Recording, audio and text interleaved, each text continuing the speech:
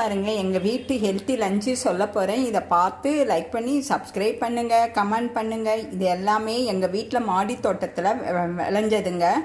So இது சாம்பாருக்கு சூட்டபுளாக கத்திரிக்காவும் கத்திரிக்காய், அப்புறம் காராமணி, அதுக்கப்புறம் வெண்டைக்காய் போட்டு வச்சுருக்கேன். வெண்டைக்காய்னு எடுத்துக்கிட்டோன்னா சுகருக்கு நல்லது, ஞாபக சக்தி உள்ளது.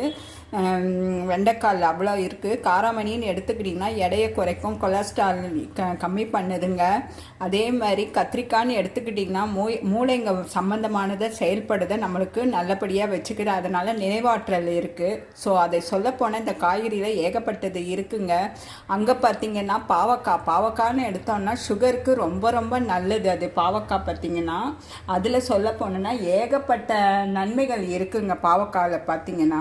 ஸோ கசப்பாக இருந்தாலும் அது கொலஸ்ட்ராலை குறைக்குது. அந்த மாதிரி அங்கே கத்திரிக்காய்னு எடுத்துக்கிட்டோன்னா அதில்